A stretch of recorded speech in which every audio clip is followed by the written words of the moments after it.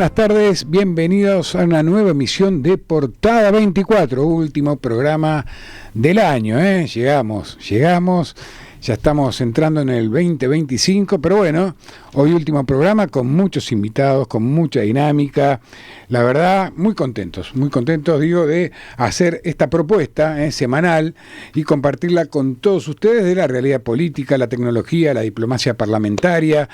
Así que bueno, hoy un programa cargado de invitados, en este jueves 26, mitad primavera, mitad verano, con un tiempo sin definir, bueno, hasta las 8 de la noche. Usted nos puede ver en vivo acá, en Sónica Más. Y si no nos puede ver en vivo, nos puede seguir en nuestro canal de YouTube a partir de mañana, @portada24. Bien, y como les decía, estamos con un clima lindo, la verdad, primaveral, contentos de compartir esta propuesta. Y como les decía también, con muchos invitados hoy, en unos segundos nada más, voy a estar entrevistando a la senadora nacional Beatriz Ávila, senadora nacional por Tucumán. Vamos a estar hablando un poco del balance legislativo este año en el Senado. Vamos a estar voy a estar dialogando con Ricardo Maero, contador, que ya estuvo en el programa y dijo algunas profecías económicas que se cumplieron. Así que vamos a estar hablando con él también. Por su parte, Flavia Morales, que me está acompañando, nuestra columnista, va a estar dialogando con Ariel H. Merpert, innovador educativo, alguien que es muy conocido en la comunidad. Muchos me preguntaron cuando vieron el flyer del programa y me dijeron que bueno, que va a estar este joven que realmente la tiene muy, pero muy clara.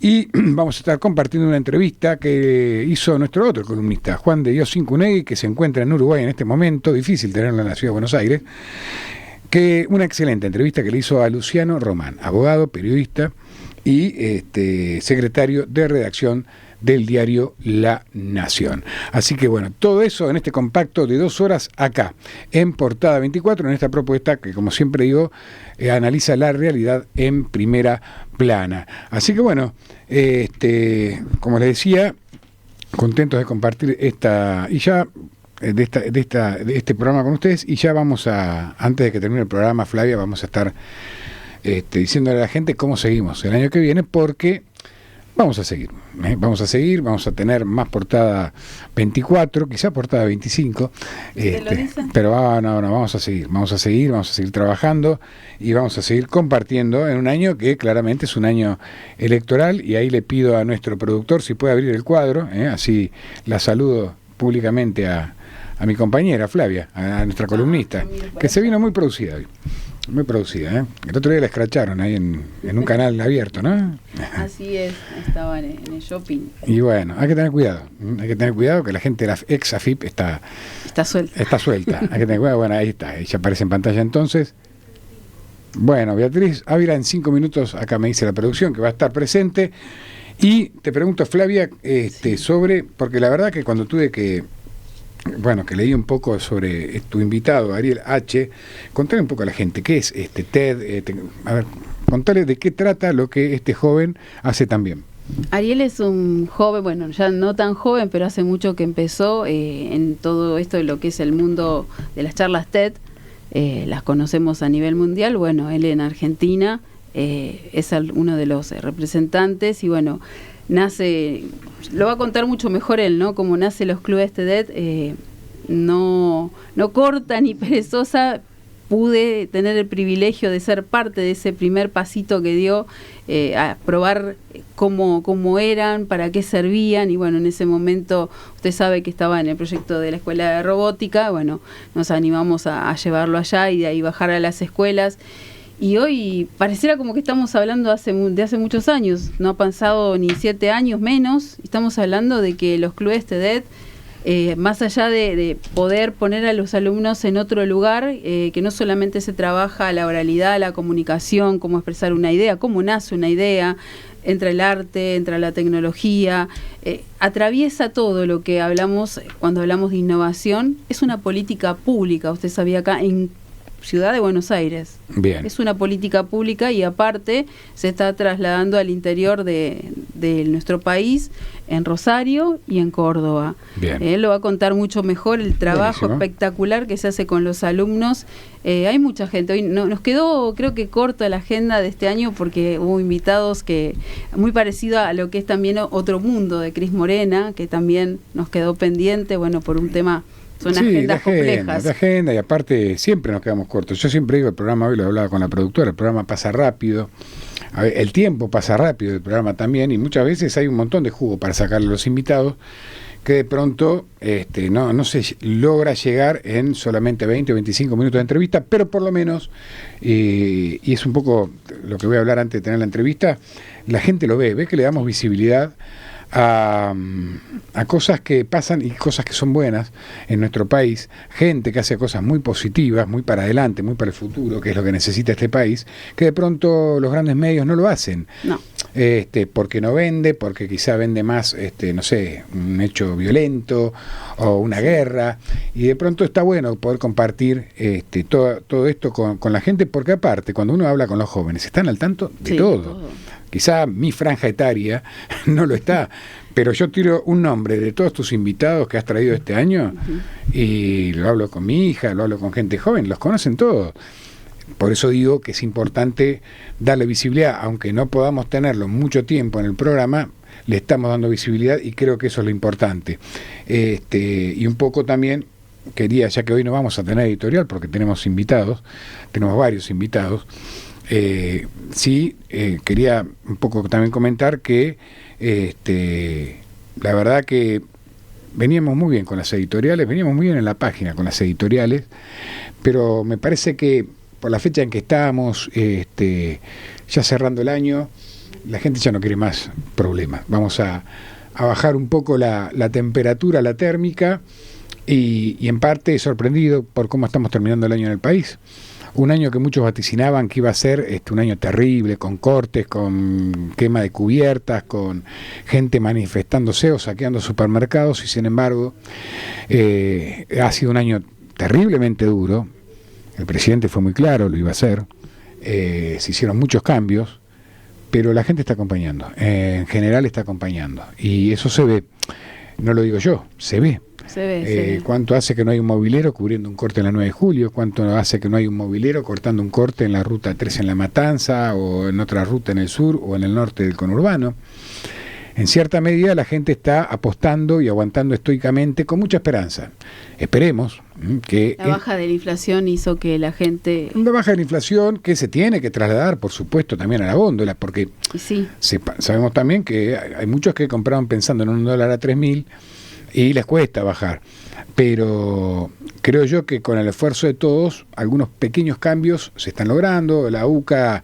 Yo no tengo uso, hago memoria y no tengo uso de razón cuando fue la última vez que la UCA dijo que había bajado la pobreza. En estos días dijo que la pobreza bajó. A ver, no estamos viviendo en Disneylandia, ni estamos viviendo en el mejor de los mundos. Pero por lo menos la tendencia de a poco está cambiando.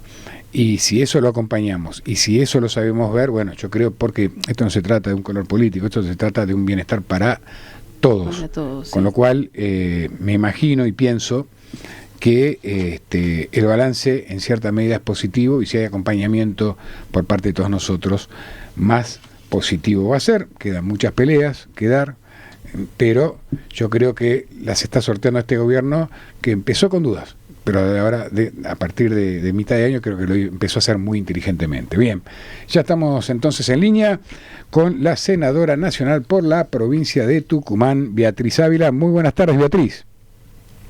Hernán, Flavia, ¿cómo les va? Muy buenas tardes. Bien, Beatriz, acá bien. ¿Vos cómo estás? ¿Estás en Tucumán? No, estoy en otro lado, así que... Ah, bien. Pero de todas maneras esto es para que podamos salir juntos. Te agradezco mucho, y te agradezco, bueno, por estar acompañándonos en el último programa del año.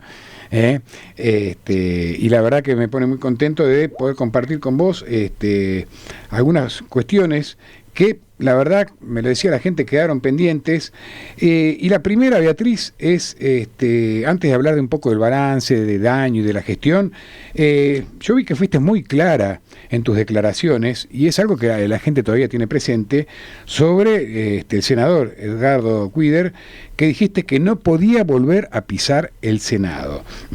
Cuíder apeló la decisión de la justicia y reclama su banca en el Senado. ¿Hasta cuándo hay senadores, hay representantes que no entienden que la impunidad en Argentina se acabó, Beatriz? Sí, totalmente. El tema central del ex senador Cuíder tiene que ver con la corrupción, y en esto que los argentinos estamos hartos de la impunidad, como vos dijiste.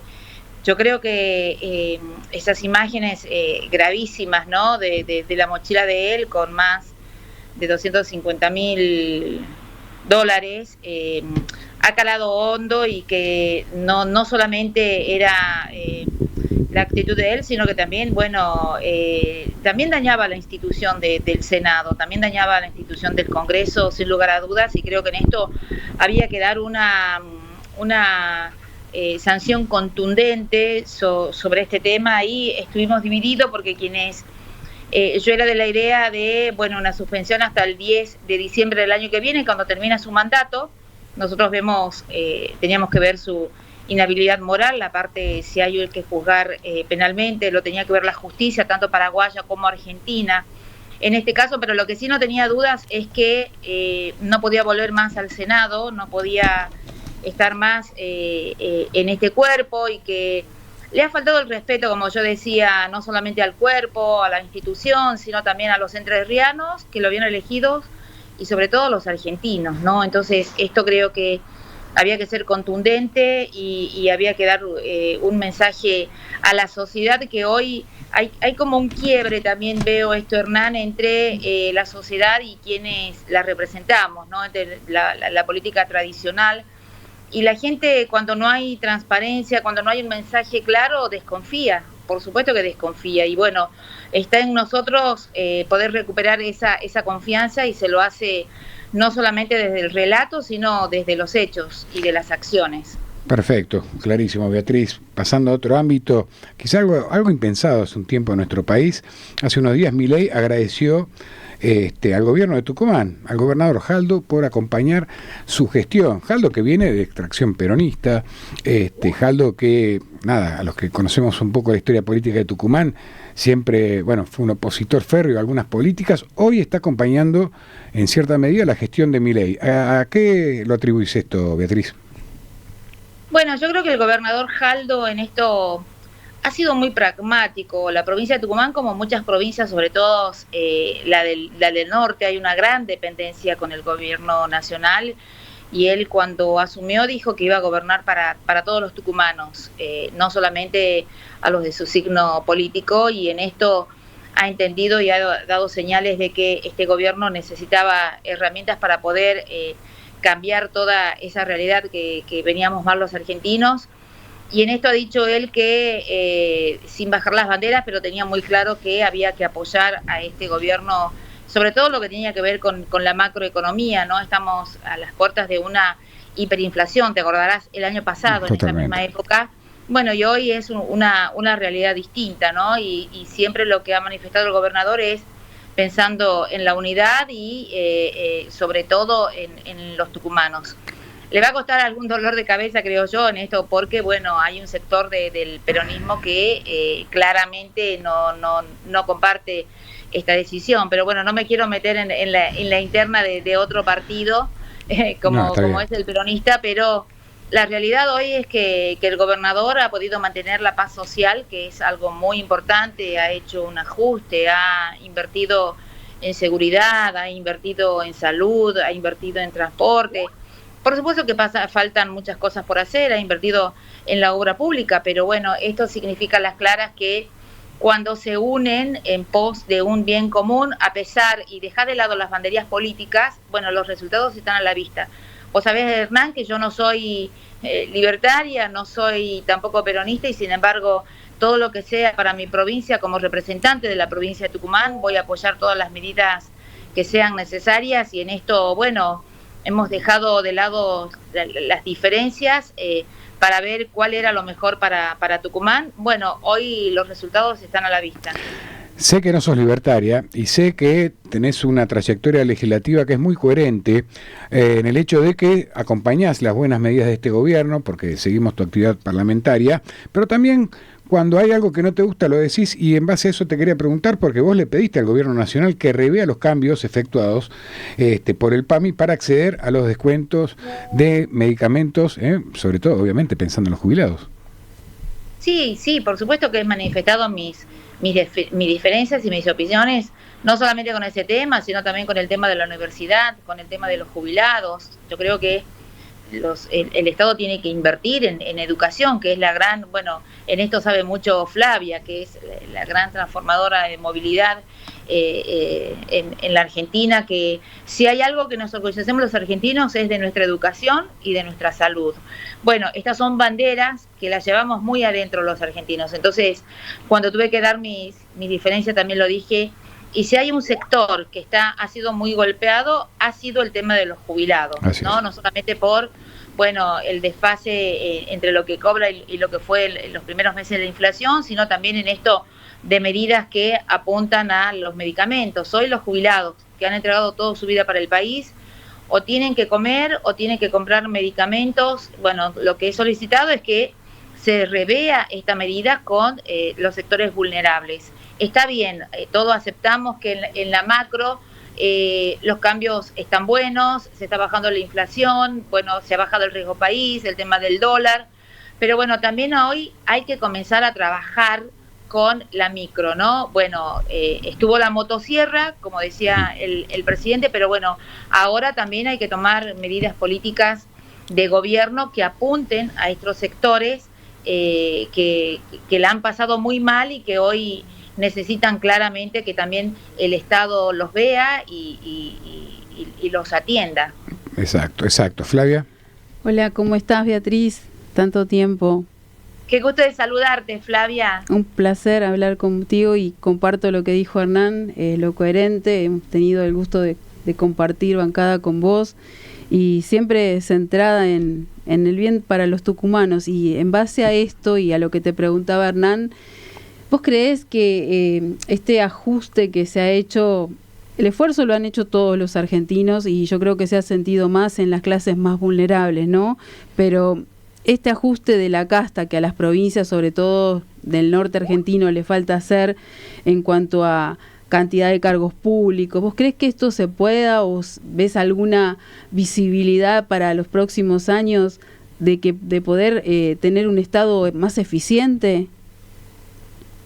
Sí, yo creo que tenemos que apuntar a eso, ¿no? Yo creo que el debate no es si es un Estado grande o un Estado chico, sino, como decís vos, Flavia, que sea un Estado eficiente, que sea un Estado presente donde tiene que dar, que tenga que regular, que tenga que ser en muchos temas como el árbitro, ¿no? Sobre todo para defender a los sectores más vulnerables. Sí se puede hacer muchas cosas más, han quedado pendientes en el Congreso, como por ejemplo, y que la sociedad hoy está exigiendo la transparencia, la lucha contra la corrupción, ha quedado pendiente el tema de la ficha limpia, han quedado pendiente el presupuesto, ha quedado pendiente una serie de medidas que sin lugar a dudas la sociedad hoy está exigiendo y que nosotros debemos escucharlas y tomar medidas. Se puede hacer muchas cosas. El gobierno nacional ha hecho grandes medidas, pero bueno, falta también que esto sea acompañado por gobiernos provinciales y por gobiernos municipales, ¿no? Yo te doy un ejemplo, la sociedad quiere saber siempre cómo se hace una ley, qué pasa con un decreto, qué pasa con los recursos públicos, hacia dónde van derivados. Y si vos no tenés la transparencia y no le das a la sociedad esto, genera duda. Por ejemplo, en el Congreso, nosotros hemos sido diputados, vos ves que las comisiones se transmiten, las sesiones se transmiten, y eso da mayor transparencia. Nosotros, todos nuestros datos están en las redes, pueden saber quiénes son nuestros empleados, cuánto cobramos, declaraciones juradas. Bueno, ese cambio también se tiene que dar en las provincias y también creo que se tiene que dar en los municipios, ¿no? Esto es central para que la sociedad sepa cómo nosotros trabajamos y elaboramos una ley. Porque mirá, los otros días un periodista me preguntaba, ¿Por qué hay algún representante que primero dice sí, después dice no? ¿Por qué cambia su voto? Bueno, si ellos supieran cómo son los debates en comisiones, cómo son los debates en el plenario, tendrían mucho más elementos para sacar conclusiones, ¿no? Porque hoy la sociedad no diferencia entre los honestos y los no honestos, no diferencia entre el que trabaja y el que no trabaja.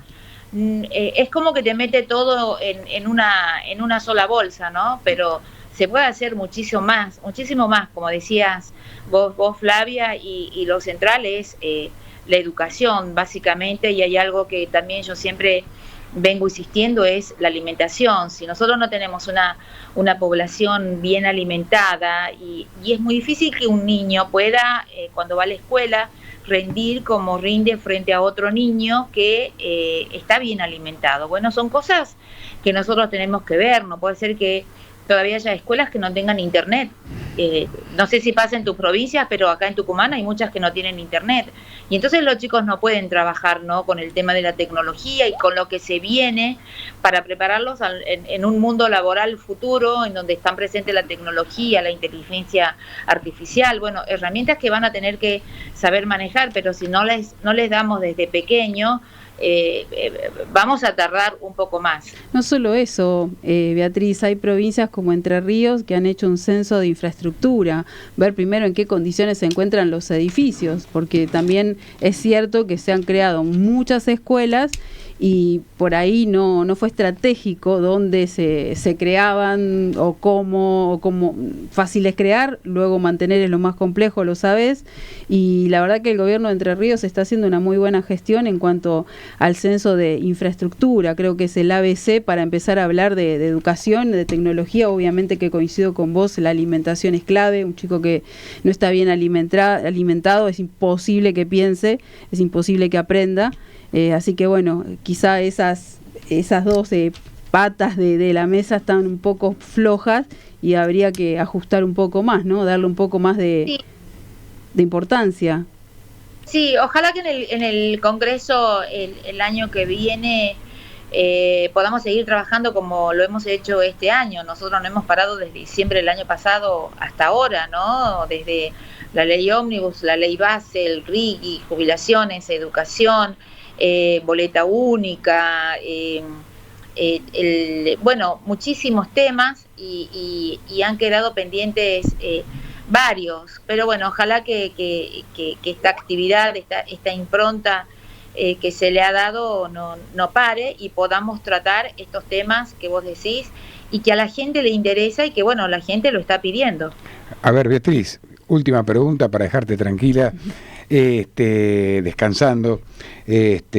Sabemos que has trabajado mucho, lo sé, que has dado muchas batallas y se han visto, cuando vos decías que se ve, ¿no? Por lo menos lo hemos visto, se dieron muchas batallas en el Senado y yo se lo comenté a más de uno. Este año hubo mucha actividad legislativa y un poco para, a ver... Y la historia, la política argentina pasó por el Congreso, ¿no? Frente al hecho que el gobierno no tenga los números, tanto en diputados como en el Senado, ha pasado prácticamente toda la política argentina en el Congreso. Fue muchas veces tapa y fue muchas veces la principal noticia de este año, como no pasaba en otros años, tanto hechos que pasaron en la Cámara de Diputados como en la Cámara de Senadores. La pregunta mía es, brevemente, ¿cuál sería tu resumen legislativo de este año? ¿Fue positivo?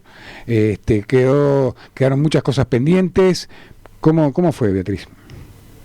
Bueno, no, yo creo que a diferencia de yo tengo 3 años ya como senadora nacional, me quedan 3, a diferencia de los 2 primeros años, ¿no? Con el kirchnerismo que tenía una agenda a veces alejada de la gente, no podíamos constituir comisiones, estaban involucrados en el tema judicial netamente. A este año, donde hemos podido constituir la mayoría de las comisiones y trabajar abiertamente y con mucha libertad, ha sido un saldo positivo, te diría, porque le hemos podido dar las principales herramientas a este gobierno.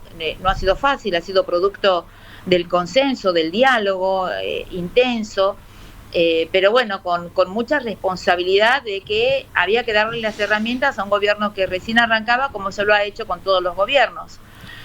Sí queda en el debe, para mí lo central es el presupuesto. No puede ser que ya vayamos 2 años sin poder analizar ni sacar un presupuesto de la nación que marca el rumbo, que marca los lineamientos principales de este gobierno.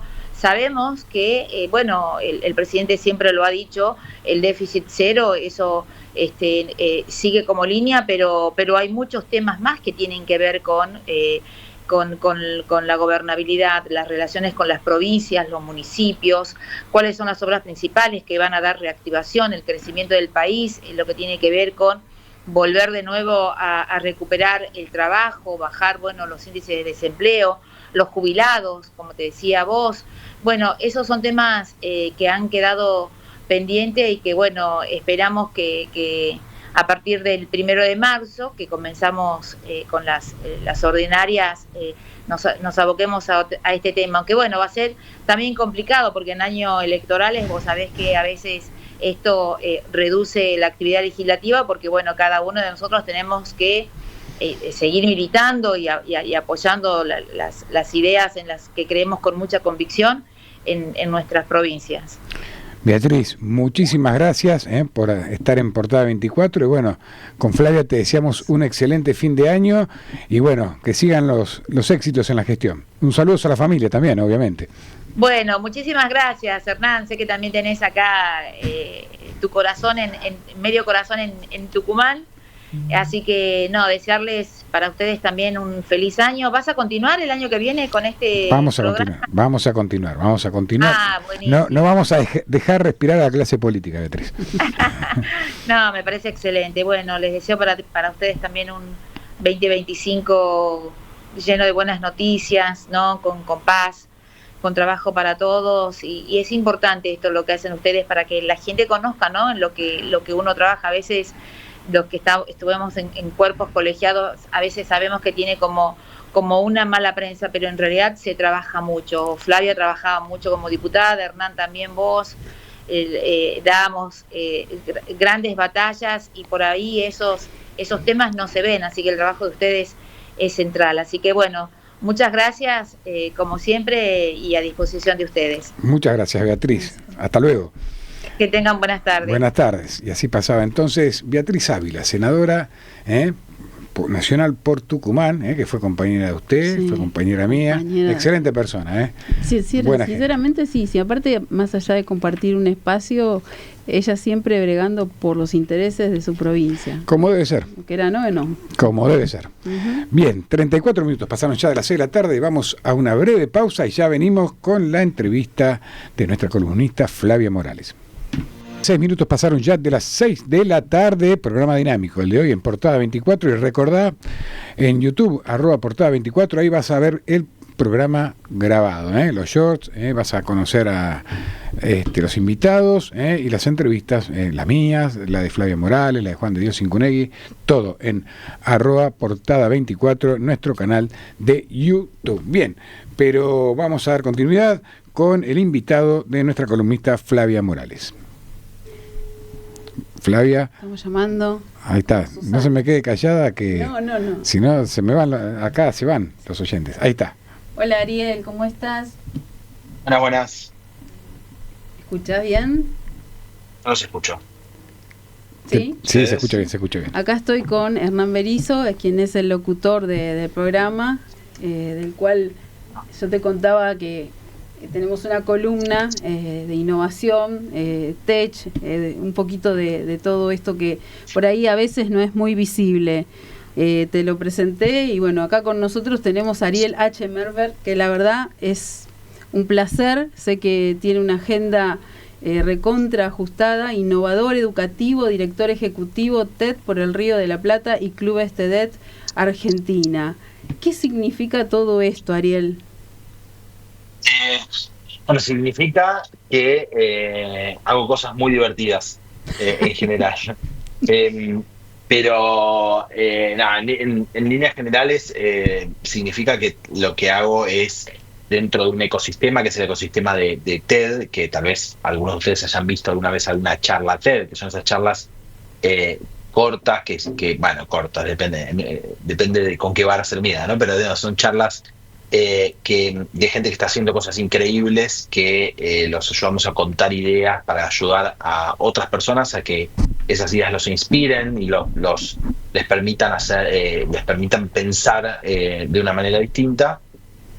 El ecosistema de TED tiene ya varios años y significa que hace unos años que lidero el evento TEDx más grande del mundo, que es TEDx Río de la Plata, y que también, haciendo eso, creamos un programa educativo que se llama Clubes TED, en el que ayudamos a transformar la educación, encontrando una manera de usar lo que aprendimos en TED para enseñar a estudiantes a encontrar aquello que los moviliza y los apasiona y transformarlo en ideas que después se transforman así, a su vez en charlas dentro de las escuelas. Y a partir de eso... Ahí me detengo, Ariel. ¿En qué año empezaste con ese pivoteando con los clubes? Mira, los clubes TED nacieron en el año 2014. En el año 2014 empezamos a pensar la idea de hacer esto. O sea, lo que nos venía pasando es, como contaba recién, nosotros estábamos encontrando gente que estaba haciendo cosas increíbles y ayudándolos a contar ideas a partir de eso que habían hecho. Y nos dimos cuenta que al final del proceso los oradores venían y nos decían, todo bien que hicimos, porque nosotros pasamos muchos meses ayudándolos y acompañando a estos oradores, que en principio no son oradores, son personas que hacen cosas, y al final venían y nos decían, todo bien que hicimos esto para inspirar a otros, pero nosotros somos los más transformados en el proceso, y porque se nos ocurrieron nuevas ideas pensando cómo contar y cómo crear estas ideas a partir de lo que hacemos, o porque, bueno, por distintas cosas sentían transformaciones internas en este proceso. Entonces lo que empezamos a hacer es pensar, bueno, tal vez podemos usar algo de lo que aprendimos para acompañar a estas personas y transformarlo en una estrategia didáctica y llevarlo al sistema educativo. Y esa fue como la primera idea que tuvimos en una reunión de equipo, y eso derivó en pensar un proyecto educativo y cómo hacer ese proyecto educativo. Bueno, el Club TED se hizo por primera vez en 2015, empezamos en 2014 a pensarlo, en 2015 lo hicimos por primera vez y desde entonces no paramos. ¿Con cuántas escuelas empezaste? Y el primer año, en 2015, trabajamos con 8 escuelas que eran de Buenos Aires y Gran Buenos Aires. Esa fue como la primer camada de clubes TED, de pioneras, escuelas pioneras, que básicamente eran escuelas que nosotros teníamos cerca y que les dijimos, estamos pensando algo, quieren coparse en hacer un piloto de esto, y bueno, porque nos quieren y confían en nosotros, nos dijeron que sí. La verdad que todavía no teníamos comprobado que esto funcionaba, ahora es distinto, ¿no? Pero en ese momento era un piloto inicial allá por 2015. Ariel, los chicos, dentro de lo que son los clubes, bueno, no me quiero meter del otro lado de la entrevista por haber visto el proceso, ¿no? Lo que logran, o sea, chicos que por ahí el impacto al menos que tuvo en el proyecto que hicimos juntos fue, chicos por ahí en la ciudad son más sueltos, son más espontáneos, o sea, y quizá en el interior, más al interior del país te vas y es como que hay que trabajar un poquito más todo eso. Los logros, ¿no? Lo que se ve después. En el caso, bueno, de la experiencia que hicimos juntos, hasta vimos luego una locutora del programa de la escuela en su momento. O sea, esa transformación, ¿de qué es magia eso? No, o sea, claramente no es magia, pero no es magia, o sea, si uno piensa en la escuela. A mí me gusta pensar en la escuela como una red de vínculos que sostienen el aprendizaje, ¿no? Siempre pienso que pasan un montón de cosas en la escuela, pero lo que no debería de no pasar es que haya vínculos que hagan de ese espacio un espacio donde se aprende mejor. Porque uno puede aprender cosas en muchos contextos, y lo que tiene de distinto la escuela frente a otros espacios es eso, es que hay vínculos, hay detrás que sostienen un mejor aprendizaje. Y Club TED es un proyecto, o sea, le cuento un poco a la gente cómo funciona, porque si no es difícil de visualizar, porque, o sea, lo que hacemos nosotros es, le proponemos a un docente que lidere un proceso de unos 8 o 10 encuentros en donde ese docente se corre un rato de su rol de docente tradicional, del que tiene el contenido y se lo explica a los estudiantes, y pasa a ser facilitador de un proceso en donde hay una serie de actividades que son lúdicas, y en donde primero empiezan a buscar aquello que los moviliza y mapear qué es lo que los interesa, en los primeros 2-3 encuentros. Después tratan de buscar, de encontrar y crear una idea a partir de un tema que seleccionaron, que es un tema que los moviliza, piensan una idea y después aprenden a contar esa idea, ¿no? Y al final los chicos terminan dando una charla TED dentro de su escuela. Nosotros aprendimos mucho, como decía antes, empezamos con 8 escuelas y ahora trabajamos con 1.600, o sea, cambió mucho la dimensión de este programa. Y yo creo que una de las razones por las cuales escaló tanto, o sea, se viralizó tanto el programa, es porque realmente lo que pasa en la escuela es que durante este proyecto se crean mejores y más vínculos. Es un proyecto que especialmente trabaja habilidades de comunicación y especialmente la escucha activa. Y entonces lo que termina pasando es que los estudiantes conocen mejor a los docentes mejor a los estudiantes, los padres aparecen en la escuela para escuchar las ideas de los estudiantes, los directivos tienen razones distintas para trabajar con los docentes, las familias. Entonces lo que termina pasando ahí es que se fortalecen los vínculos y si uno piensa en transformar la educación, especialmente en la escuela secundaria, donde sabemos que hay un montón de transformaciones que son necesarias que sucedan, para que esas transformaciones sucedan bien, lo primero que tiene que pasar es que haya buenos vínculos y mejor comunicación entre los distintos actores de las instituciones, ¿no?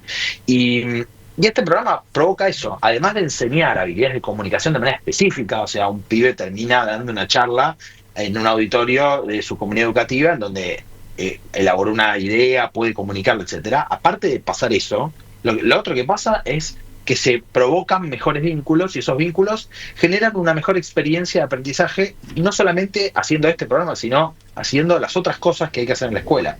Si uno piensa en cómo deberían ser las bases para que una reforma educativa funcione, bueno, lo que tiene que pasar es que los actores confíen entre sí, ¿no?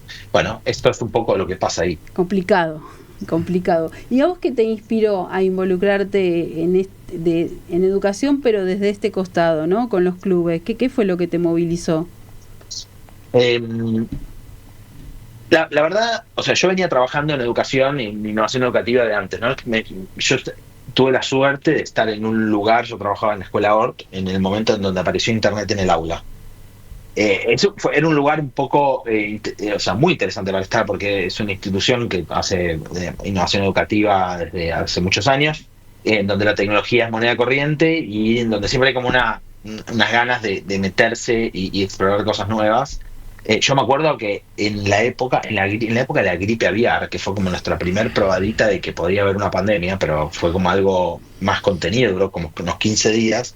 En ese momento, de repente, pasamos de un día para el otro a tener que armar una propuesta online para todas las materias, ¿no? Yo me acuerdo, yo estaba ahí en ORT trabajando y durante unos años mi dedicación fue ayudar a los docentes a pensar sus actividades usando la tecnología disponible, ¿no? Y después trabajé en Flaxo, que es una universidad, y trabajé en escuelas, en centros comunitarios, y vengo del palo de la educación no formal, de la recreación sociocultural, de aprender a través del juego, ¿no? Entonces, cuando yo algo que hago todo el tiempo es, y que si querés a lo que me dedico, es a exaptar. Exaptar es tomar algo que sirve para una cosa, hacerle algunas modificaciones y usarlo para otra. Entonces, como a muchos de mi generación, las charlas TED nos empezaron a dar la oportunidad de escuchar a gente increíble que vive en otros lugares muy lejos y de tener acceso a escuchar a esta gente de manera gratuita y como con mensajes muy sintéticos y bien producidos. Y entonces a mí meterme en ese mundo me inspiró a pensar que algo de lo democratizante del conocimiento era interesante en ese aspecto, y lo que hago siempre, junto con otras personas que compartían conmigo el equipo. Estábamos ayudando a gente a que cuente ideas, y lo que empecé a pensar es que tal vez el proceso era más importante que el resultado, y que tal vez en ese proceso había algunas pistas de cómo podía ser la educación del futuro, y juntos nos empezamos a embalar y a pensar este proyecto, y con su momento con Meli Furman, por ejemplo, que una colega que se fue hace poquito, que falleció hace poquito. Creo que compartíamos esta mirada de que si vamos a hacer innovación educativa, lo que teníamos que hacer era tratar de inspirarnos en aquellas cosas que más nos entusiasmaban, porque hay algo de jugar con aquello que te interesa, que es tremendamente transformador, y eso es lo que hicimos. Así que todo lo que sabíamos hacer de innovación educativa lo volcamos en cómo pensar esto, y la verdad que salió bastante bien, digo, pensándolo muy bien. Casi 10 años después, trabajando con 1.600 escuelas, por ahí, para que la gente entienda, en Argentina hay más o menos 11.100 escuelas secundarias. Y la educación en la Argentina está dividida por provincia, ¿no? Cada provincia tiene autonomía, entonces es muy difícil escalar algo, ¿no? Vos tenés un proyecto, tenés que hablar con todos los ministerios de educación de cada una de las provincias para pensar cómo hacer. Bueno, trabajar con 1.600 supone trabajar con casi el 15% del sistema, un poquito menos.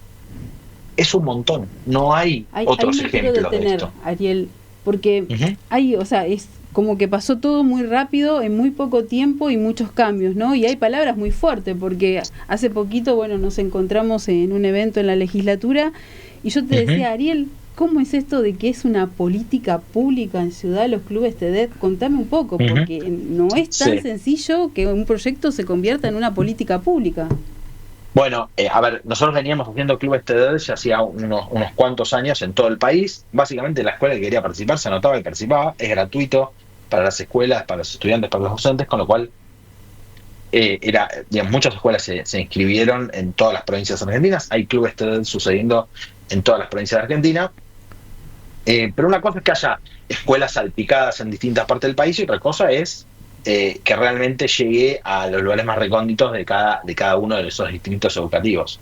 Y ahí la Ciudad de Buenos Aires picó en punta y cuando se dieron cuenta y que lo que estaba pasando era una transformación real y que nosotros teníamos la capacidad de hacerlo a gran escala, decidieron, la ministra, en el caso de Buenos Aires, Mercedes Miguel, decidió intentar y hacer un proyecto para que esto sea una de las alternativas de proyectos que la escuela puede hacer para hacer innovación educativa, y atrás de la Ciudad de Buenos Aires, que suele ser que es un distrito educativo, si querés, de los más innovadores por un lado, pero también de los que tiene por la territorialidad, tiene algunas cosas más resueltas, es y sigue siendo un laboratorio espectacular para entender cómo funciona esto mejor. Y la verdad que a partir de ese paso que dio la Ciudad de Buenos Aires, ahora Córdoba, Santa Fe, Salta y algunas otras provincias más, Mendoza, están trabajando también en esa línea, así que el año que viene es probable que seamos el doble, así de pensá que de ha grande. Pasado muy pocos años. Mirá, yo me quedaría hablando mucho más tiempo. Acá lo tengo a locutora Hernán, que me mira, que también viene del palo educativo, y todas estas cosas que estén pasando en la escuela también yo le decía es bueno, y él sabe lo que insistí por ahí atrás tuyo para que estuvieras acá presente de alguna forma, porque está bueno, porque vivimos criticando al sistema, vivimos dándole duro, y las cosas buenas que pasan no las contamos, ¿no? Y esto que pasó en 10 años, que empezó como una experiencia, yo lo veo como un semillero de lo que son las charlas, o sea, de lo que es el Río de la Plata, ¿no? Que sería el evento donde ya llegan coachados, ya llegan más evolucionados. Esto es el semillero que recién empieza y que es la escuela, y es por donde pasa todo. Yo te pregunto a vos, Ariel, como para ir cerrando, vos, Ariel, ¿qué lecciones aprendiste de los jóvenes al participar de los clubes? Porque me hablas de un aprendizaje horizontal. La verdad que aprendimos un montón, Yo personalmente aprendí un montón de cosas, no solo de los jóvenes, aprendí de los docentes, aprendí de los directivos, un poco como de la mano de lo que vos venías diciendo.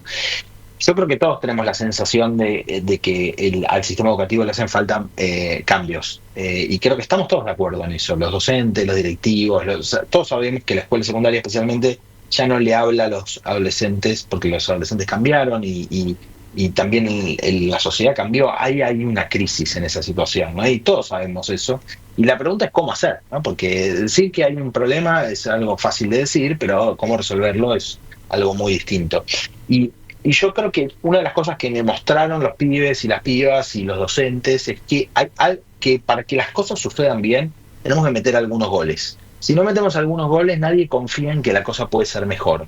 Y para meter los primeros goles, sobre todo, necesitamos algunas claves, que yo esto lo vi reflejado muy claramente en Clubes TEDx, y ojalá cada vez haya más proyectos que tengan ese gen, que es para los proyectos de este tipo, que si querés son punta de lanza para que se hagan otras innovaciones arriba de esto, son plataformas para innovar, tienen que ser proyectos o actividades que los estudiantes quieran hacer, es decir, algo que ellos elijan por motus propia hacer. Tienen que tener buenas, los docentes tienen que querer hacerlo también. A las familias les tiene que parecer bien que eso suceda, y los directivos tienen que ver que esto es funcional para lo que quieren que suceda. O sea, eso es algo que yo lo aprendí en algunos contenidos de valor cultural. O sea, cuando los proyectos o los contenidos tienen ese gen, donde todos los actores del sistema tienen buenas razones para participar, todo es más fácil. Y esto me lo mostraron claramente los pibes, que en muchos sentidos sean, si querés, los últimos consultados en qué les interesa a ellos, ¿no? Y una cosa es qué les interesa así como muy general, o qué querés hacer, y otra cosa es qué querés hacer, pero que además los docentes también quieren hacer, que los directivos quieren hacer, que a las familias les parezca bien. Y a mí me parece que ahí los pibes, cuando vos les das la oportunidad de hacer algo que realmente los enriquece, que ellos están de acuerdo con hacer, te muestran que transformar la educación es posible, te lo muestran ellos. No hay que hacer mucho más que eso. La juventud no está perdida. Para nada. De hecho, creo que es por ahí, digamos, es por la juventud. ¿Dónde podemos ver estas charlas? ¿Dónde están subidas? ¿Dónde las podemos ver? Tenemos un canal de YouTube con miles de charlas de todos estos años de pibes, que es Contanos, en YouTube, ponen clubestd.ar y lo van a encontrar.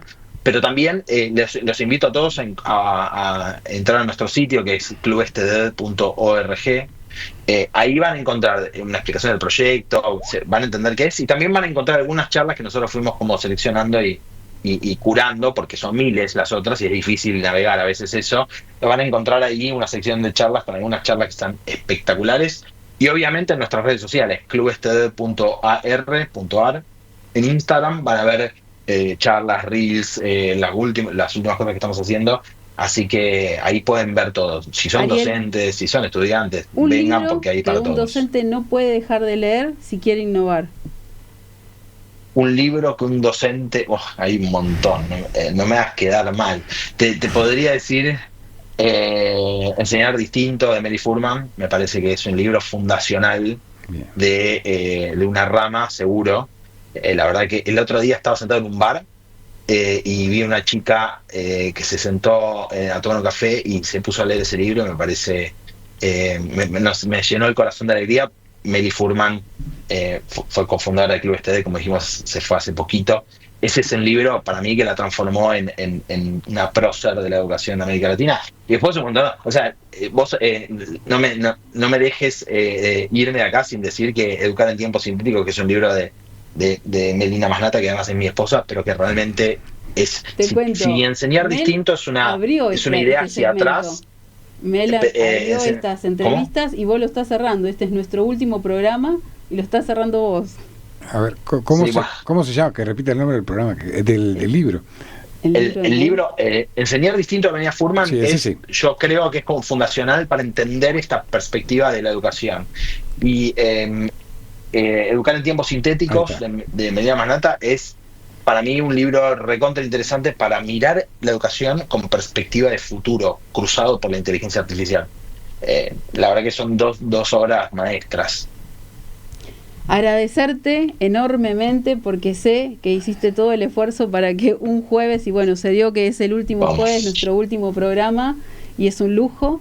Y sé que no te vas a enojar, no es mucho, pero dedicar este programa a nuestra querida Melina Furman, que se nos fue este año y que todos tenemos y hemos aprendido, vos mucho más, obviamente, pero todos tenemos un poquito de ella, y creo que en cada una de nuestras clases, de nuestras charlas, ella sigue estando. 100%. Habrá en algún momento calles con el nombre de Meli, estoy seguro.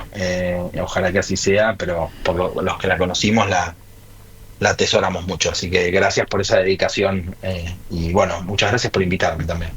Buenísimo, excelente. Muchísimas gracias, un beso a la familia, a Mel y a tu hija hermosa. Así que feliz año para ustedes también, H. Muchas gracias. excelente nota. La verdad que, bueno, espero que lo tengamos de vuelta el año que viene, sí. Ariel, ¿no? Quedó mucho por hablar. Tratamos de compactar lo que es un semillero en muy poco tiempo. Yo me busqué la pregunta, pero bueno, no tuve tiempo, así que la próxima.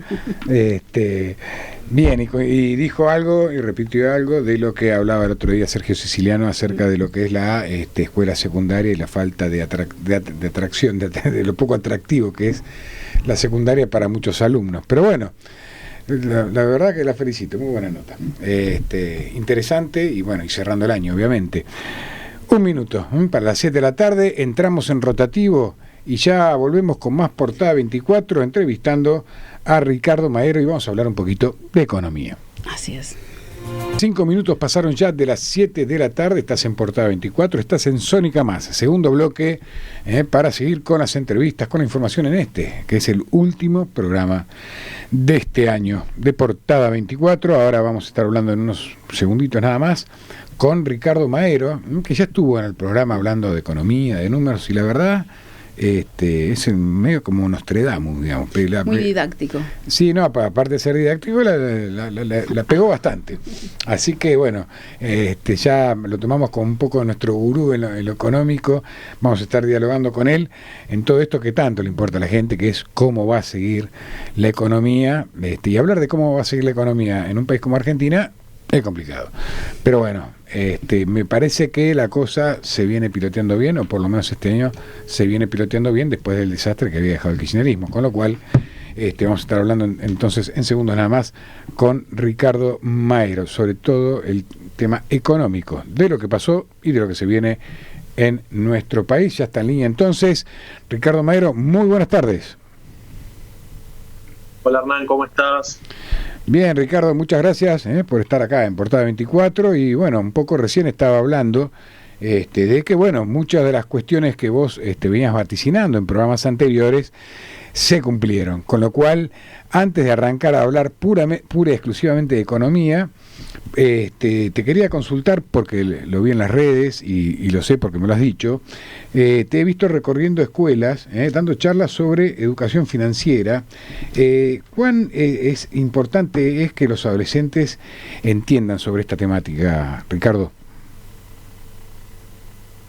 Bueno, buenas tardes nuevamente, gracias por tus comentarios elogiosos. A veces tratamos de visualizar qué es lo que puede pasar, cómo viene la economía y bueno, a veces podemos acertar, otras veces no, pero bueno, últimamente le venimos pegando bastante, Hernán. Bien. Con respecto a tu consulta, es verdad, bueno, estamos recorriendo las escuelas, aspiramos a que se sancione la ley provincial y la materia de educación financiera pueda ser una currícula normal y habitual en los colegios. Mientras eso no suceda, estamos saliendo con el equipo a dar charlas, porque hay una correlación muy cierta entre los beneficios económicos que puede tener un país en relación con la capacidad que tenga su población de tomar buenas decisiones financieras.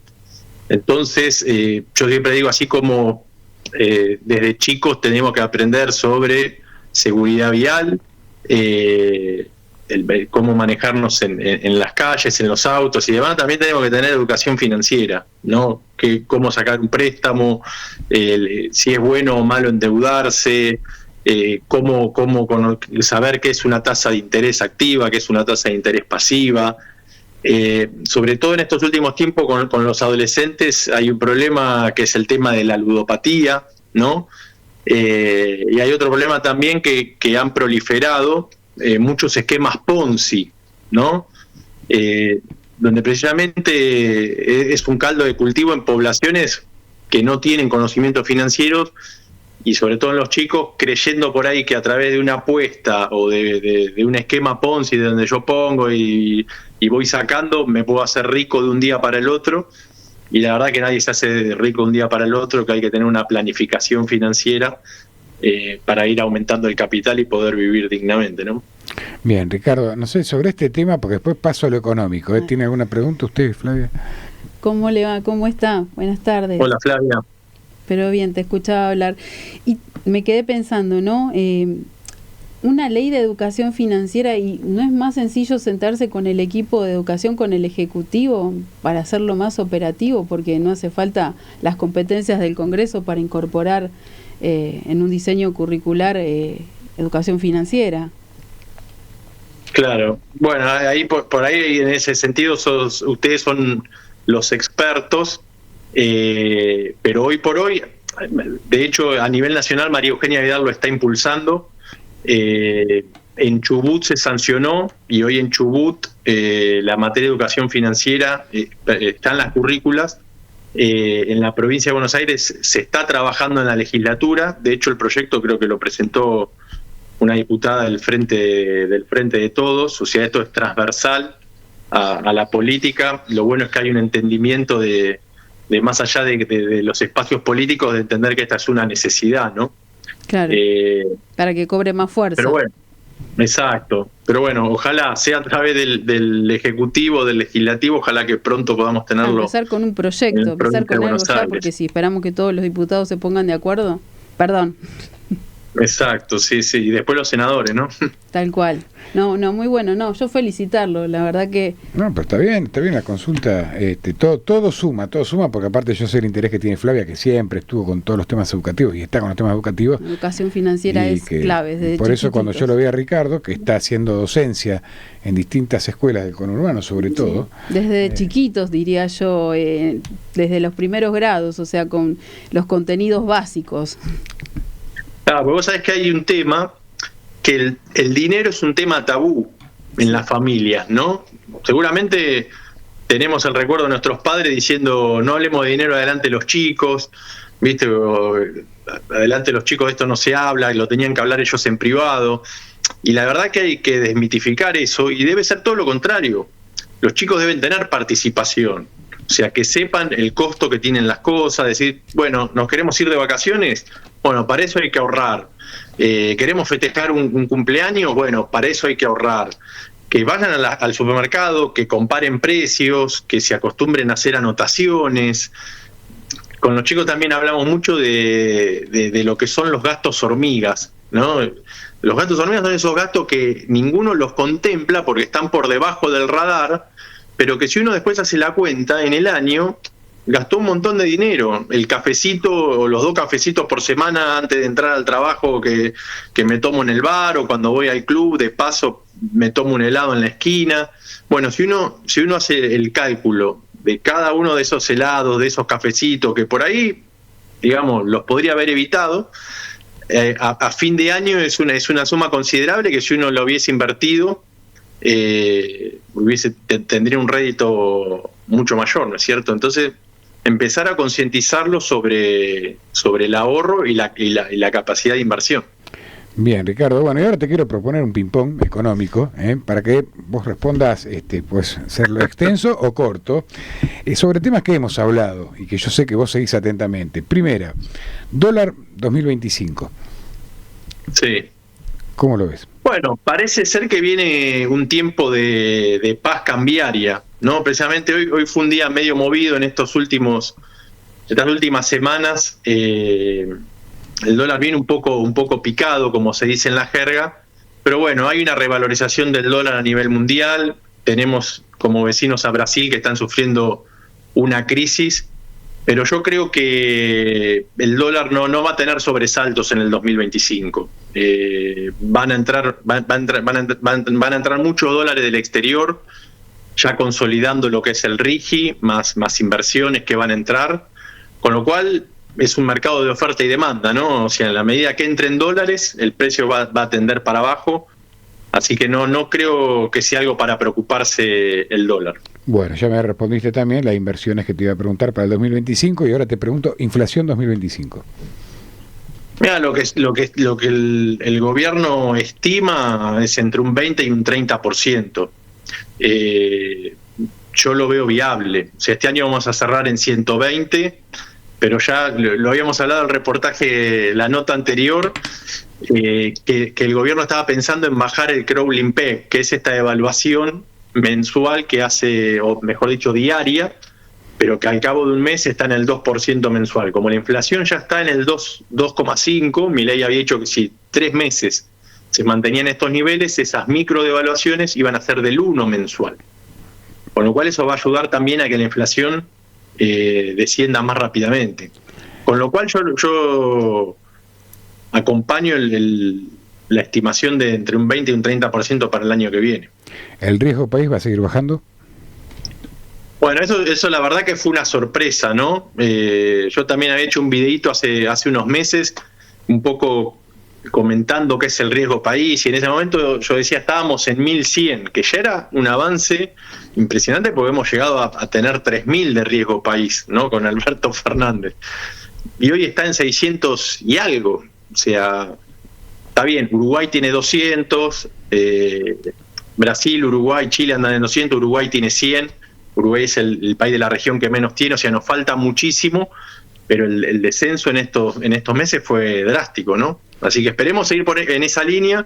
Mientras sigamos en esa línea, los bonos van a seguir aumentando y va a haber menos presión sobre el dólar. ¿Cómo ves el consumo para lo que se viene? Bueno, ese es uno de los puntos, digamos, que van a ser clave para el año que viene, más en un año electoral. Lo que se está viendo desde la estadística es que a octubre, que son los últimos datos de ingreso, ya los salarios le están ganando a la inflación, ¿no es cierto? En el mes de octubre los aumentos salariales fueron del orden del 4% para el sector privado, un poquito mejor estuvo el sector público que venía retrasado, y fue 7,5% para el sector informal. Pero ¿qué pasa? Venimos desde el 2017 perdiendo 20% de salario real, es decir, todas estas décimas que mes a mes le puede ir ganando, todavía, digamos, queda un largo trayecto para volver a los niveles del 2017. Pero bueno, ese es uno de los pilares que el gobierno tiene que apuntar para el año que viene, como decía, más teniendo en cuenta que es un año electoral y que va a ser importante en ese sentido. ¿Vos crees que hoy el argentino medio empieza a ver una luz de previsibilidad en su economía con todo lo que vos estás diciendo? Sí. Es que los niveles de inflación que hemos tenido en estos años lo que hacen es prohibirle a las familias y a las personas tener una previsibilidad. Es decir, vos alquilabas una casa o un departamento, tenías que vivir con tu familia y no sabías cuánto te iba a aumentar.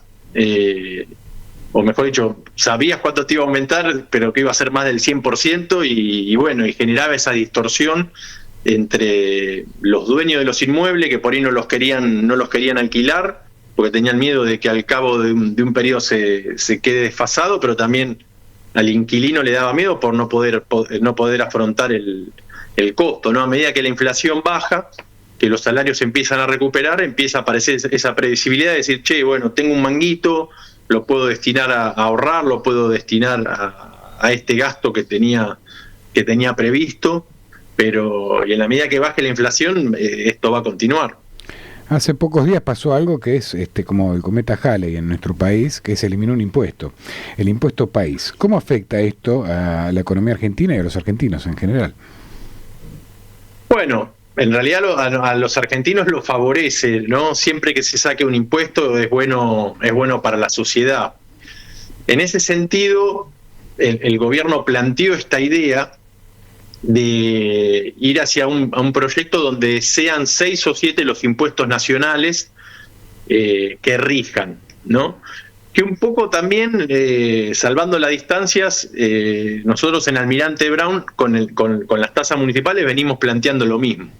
Cuando uno hace el desagregado en las tasas municipales, ve que con 2 tasas se recauda el 90%, ¿no?, de la recaudación correspondiente a tasa. Bueno, con los impuestos pasa lo mismo. Vos tenés en 6 o 7 impuestos nacionales entre el 80 y el 90% de la recaudación. Y después tenés un montón de impuestos que no recaudan mucho, pero que le dificultan la vida al contribuyente. Bueno, el gobierno, siempre hablamos de impuestos nacionales, ¿no? O sea, ingresos brutos, que es un impuesto muy distorsivo, es provincial, ahí el gobierno no puede hacer nada. Bueno, con las tasas también no se puede meter, pero está dando esa batalla de que las tasas municipales no puedan estar incluidas en la boleta de servicios, ¿no? Así que bueno, esperemos que siga por esta senda de no solamente de disminución de impuestos, sino de simplificación. Exacto, ¿no? exacto. Que tan necesario es para todos los argentinos. Hoy veía un informe de una consultora internacional que hablaba que en Argentina abrir una empresa lleva 4 veces más de tiempo que en los países limítrofes. Entonces, bueno, todo este trabajo que se está haciendo también del Ministerio de Modernización, que comanda Sturzenegger, está relacionado con eso, ¿no? A ir sacando esas capas y esos formularios y esos trámites que cada uno es una ventanilla para poder simplificar y que la pyme, el pequeño productor, digamos, en vez de perder el tiempo, levantarse día a día viendo qué impuesto tiene que pagar o qué formulario tiene que llenar, pueda dedicarse a pensar cómo producir más, cómo vender más, que es efectivamente lo que sabe, ¿no? Exacto.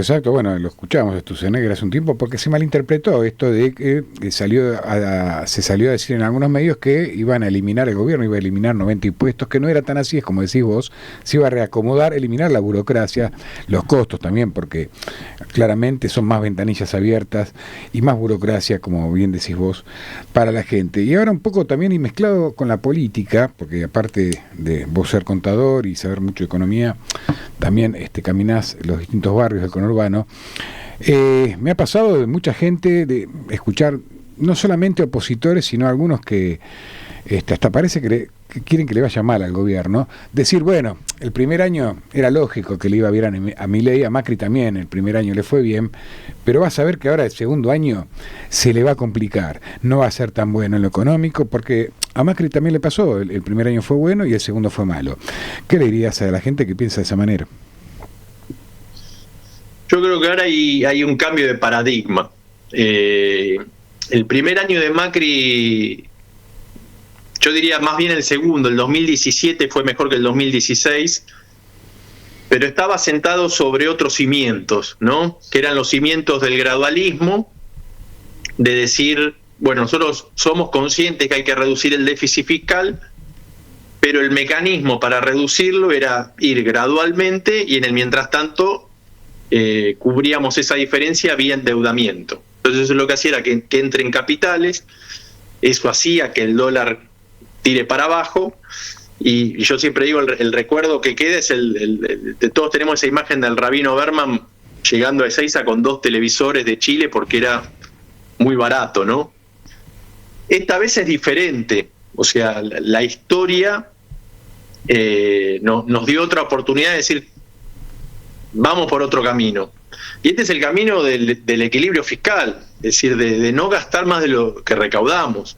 Entonces, vos fíjate que ahora, el año que viene, Argentina tiene vencimientos con acreedores privados cerca de 7.000 millones de dólares, ¿no? Y el 9 de enero vence más o menos la mitad. Bueno, el gobierno ya tiene el 80% de todos los vencimientos del 2025, los dólares depositados para poder pagarlo. Por eso pasa también que baja el riesgo país y los bonos suben.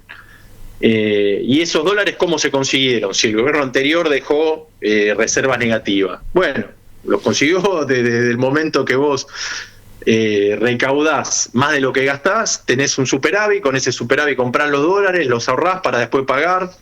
O sea hay otro paradigma. ¿Por qué le iría mal en este sentido? O sea, estamos viendo que los salarios empiezan a ganarle la inflación, que el riesgo país sigue bajando. Sí le tengo miedo o temor a lo político, porque lo político, la elección, viste, es blanco-negro, es como ir a un supermercado y agarrar un producto. ¿Por qué la gente agarra uno u otro? No lo sé. El peronismo, el kirchnerismo, no lo doy muerto nunca. Entonces, a eso le tendría miedo. Desde lo económico no, pero desde lo político sí, porque la elección se polariza, no hay espacios para el centro, es o un extremo o el otro, y ahí puede pasar cualquier cosa. Siempre está latente el recuerdo de agosto del 2019, ¿no? Que sí. Ese domingo nos fuimos a dormir y al otro día era un desastre la economía. Pasa. Esperemos que esta vez no pase lo mismo. Esperemos. Ricardo, ¿a usted le quedó alguna? Sí. Cortita, Cortita. Préstamos hipotecarios. Decreto del presidente Milei, donde se habilita a poder sumar también propiedades sin escritura desde el pozo. ¿Usted lo ve viable que se reglamente? Ya está el decreto, falta la implementación. Sí, mirá, el periodo de la historia que mayor cantidad de préstamos hipotecarios y que el stock de préstamos hipotecarios en relación con el PBI fue mayor, fue en la década de los 90, ¿no? Había estabilidad. Entonces, lo que hablábamos recién, uno se podía comprar una casa porque sabía que tenía un determinado ingreso y que ese ingreso y el costo que representaba la cuota mensual la podía pagar. Bueno, después repuntó en ese breve periodo también de Macri, cuando nacen los préstamos UBA, pero que después también a partir del 2018, cuando nosotros vamos al Fondo Monetario y la economía se descalabra y empieza a subir la inflación, se perdió esa posibilidad. Ahora renace, ¿no?, otra vez la posibilidad del préstamo hipotecario con una nueva ingeniería financiera o una nueva metodología, que es esto de financiar desde el pozo. Yo lo veo bien, o sea, históricamente, como bien dijiste, era contra una hipoteca, pero eso, ¿qué tiene? Es contra un bien que ya está construido. Esta nueva metodología lo que permite es agregar valor. ¿Por qué? Porque vas a poder permitir financiar un emprendimiento desde cero.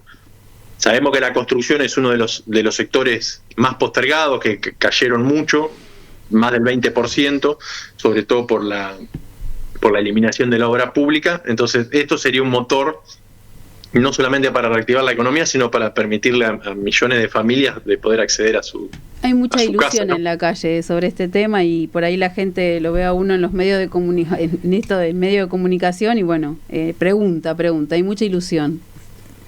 Sí, ojalá que, bueno, en la medida que sigamos con esta inflación descendente, el crédito va a seguir reactivándose. Bueno, vamos a estar a esto. A usted también le interesa hacer esta pregunta, ¿eh?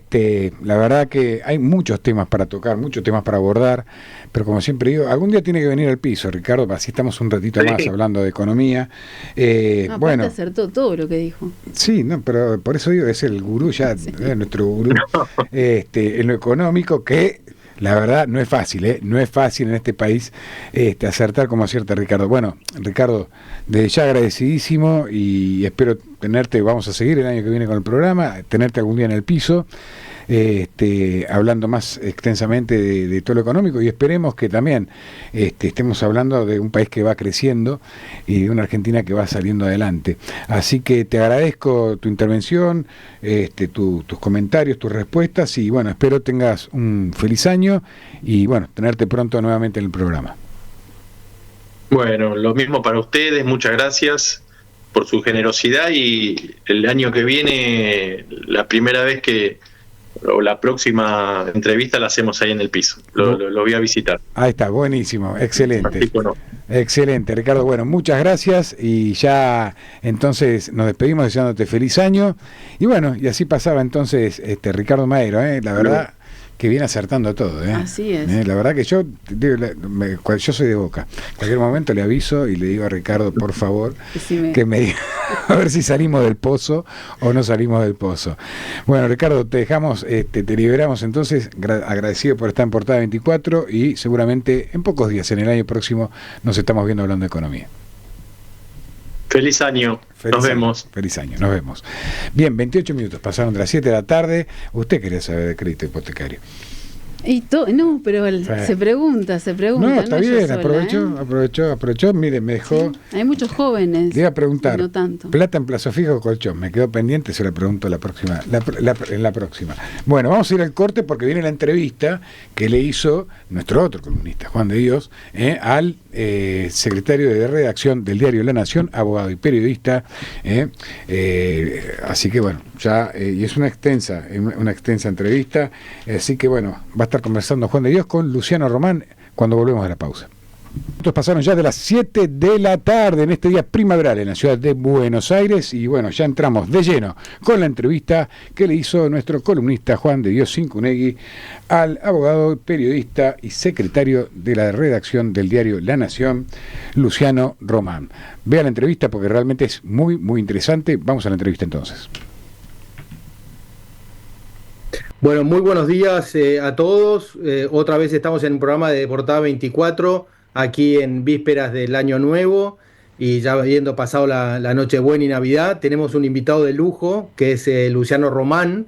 Bueno, Luciano, la verdad que es un periodista de pura cepa, ha hecho toda su carrera en el periodismo, se inició como en el diario El Día, primero bueno como periodista y después como secretario de redacción durante 4 años, estuvo 28 años nada menos en el principal diario de La Plata, un diario con mucho impacto también. Bueno, después tuvo una experiencia corta, relativamente corta, en la función pública, que fue como director general de prensa y comunicación en la Cámara de Diputados, entre el 17 y el 2019. Bueno, ha sido director también de carrera de periodismo y profesor en introducción al periodismo, y bueno, ya hace casi 4 años que está como secretario de redacción del diario La Nación, ¿no? Que para mí, que soy un asiduo lector, es el diario más importante de la Argentina, ¿no? Así que, bueno, tiene una columna hace tiempo y básicamente esta invitación está relacionada con sus escritos. Pero bueno, vamos a darle la bienvenida. ¿Cómo estás, Luciano? ¿Cómo pasaste las fiestas? Muy bien, Juan, te agradezco muchísimo y es un gusto conversar con vos y reencontrarnos en un diálogo que espero que sea interesante. Seguro, seguro, y va a ser interesante porque la verdad que todas tus notas son muy interesantes. Primero, sos muy prolífico, tenés muchísimas notas publicadas y te quiero preguntar una pregunta muy general al principio. Vos combinás cuestiones de política, cuestiones de sociedad y cuestiones de educación. Entonces vamos a empezar con una mirada histórica. La pregunta sería, por lo menos del 83 a la fecha, estos 3 factores, ¿no?, que están articulados: política, sociedad y educación. Si los podés, es muy difícil resumirlo, pero una mirada ¿no?, en los últimos 41 años, ¿qué ha pasado en democracia con estos factores? Mira, Juan, yo creo que ahí hay una perspectiva muy interesante, muy compleja a la vez, que es tratar de interpretar y de entender en estos 40 años cuáles han sido las claves del declive y del deterioro argentino, ¿no? Y ahí me parece que se articulan y se anudan un poco estos ejes que vos mencionás. Hay un deterioro que tiene que ver con la política, evidentemente, con la institucionalidad de la Argentina, que si bien en estos 40 años ha tenido un enorme logro, que ha sido el de recuperar y consolidar el sistema democrático, al mismo tiempo ha ido debilitándose en cuanto a su capacidad de respuesta y a la solidez de las instituciones para articular soluciones sobre los grandes temas de las cuestiones públicas en la Argentina, ¿no? Y me parece que ese deterioro institucional y político se articula casi inexorablemente con un deterioro de la educación en la Argentina y con una degradación de los valores, ¿no? En la Argentina, ya digo, a pesar de que tenemos un contexto que debemos valorar y subrayar como una conquista ciudadana, que es la de 40 años de democracia ininterrumpida en un país que se había penosamente acostumbrado a la interrupción de los ciclos democráticos, aún en este contexto tenemos que lamentarnos, ya digo, de una degradación muy pronunciada en nuestros códigos de convivencia, en nuestros resortes más elementales de la vida en sociedad, ¿no? Si vemos cómo vivimos, cómo viven nuestras familias, con el miedo con el que se vive en las ciudades, en la vía pública, con la inseguridad, que es mucho más allá mucho más profunda que una inseguridad física, con la incertidumbre que se ha incorporado como un dato cotidiano de la vida cotidiana en la Argentina. Me parece que ahí vemos, ya digo, una crisis que articula muchos factores, ¿no? La política, la educación, las normas de convivencia, la juridicidad, ¿no? La inseguridad. Bueno, hay una multiplicidad de cosas que se solapan unas con otras. Y bueno, yo en estas columnas que vos destacás con generosidad, lo que trato es de tener una mirada y una perspectiva que amplíe un poco el foco, que no se centre solamente en la coyuntura política, que muchas veces explica cosas centrales y importantísimas de la Argentina, pero que intente mirar la cuestión desde esta perspectiva más amplia de las cuestiones sociales que hemos ido perdiendo y a las que nos hemos ido acostumbrando en su deterioro, ¿no? Así que bueno, ese es un poco el intento. Bueno, excelente. Primero le recomiendo a los oyentes leer, por supuesto, una columna de Luciano en particular, siempre va a ser interesante, pero que leer más de una, porque yo veo toda una lógica, tenés toda una construcción muy interesante de lo que acabas de describir, y hay una interconexión obviamente en tus columnas que es muy, muy interesante. Yo para esta entrevista releí algunas y encontré otras que me había perdido y la verdad que es muy, muy interesante. Voy a tomar esto último que dijiste, que es el tema de cómo nos hemos acostumbrado, ¿no? En estos 40 años. Entonces, el fenómeno que vos permanentemente lo está representado en tus opiniones de la naturalización o la normalización. Entonces, supongo que ahí puede haber distintos niveles de intensidad, pero ¿cuánto pesa, y ahora vamos a hablar de la actualidad, ¿no? Pero ¿cuánto pesa ese fenómeno de que tenemos los argentinos, evidentemente, de naturalizar las cosas, ¿no? O normalizarlas? Yo creo que ahí hay una clave fundamental, Juan, que es cómo nos vamos acostumbrando y de la mano de eso resignando, ¿no? Me parece que hay una cuestión cultural que tiene que ver con la resignación de la sociedad argentina a cierto declive que en algunos periodos ha sido más abrupto, pero que en perspectiva histórica ha sido un declive constante, a veces casi imperceptible, ¿no? Cuando vemos lo que ha pasado en la educación, por ejemplo, que para mí es un pilar fundamental para entender la crisis argentina, bueno, vemos que ahí la degradación, el deterioro ha sido muchas veces leve, pero persistente, ¿no? Y nos cuesta encontrar, muchas veces la pregunta en todos los países que atraviesan crisis profundas es, bueno, ¿cuál fue el punto de quiebre? ¿Cuál fue el inicio, ¿no? Aquello que con palabras gruesas pero muy gráficas se preguntaba Vargas Llosa en conversación en la catedral, ¿no? Sobre el Perú, ¿cuándo se jodió el Perú? Bueno, muchas veces nos preguntamos cuándo se jodió la Argentina y cuesta identificar ese punto de quiebre, ¿no? Sin embargo, en la educación, los últimos 60 años, diría yo, en el país han sido de pérdida del concepto de calidad, de excelencia, de exigencia, de normas, de rigurosidad. Cuanto más afinamos el foco y vemos, bueno, lo que ocurre en una escuela primaria de una ciudad cualquiera, del conurbano, bueno, vemos ahí una radiografía de todo este entramado de deterioro, ¿no? Vemos que se han debilitado los códigos de convivencia entre los alumnos y los docentes, entre los padres y la escuela, que se ha ido bajando el umbral de exigencia, confundiéndola muchas veces con elitismo, con desigualdad, cuando la exigencia en la educación es precisamente la palanca que aseguró durante décadas en la Argentina una sociedad más igualitaria, un progreso y esto del ascenso social por la vía más virtuosa, que es la vía del esfuerzo, de la formación y de la capacitación.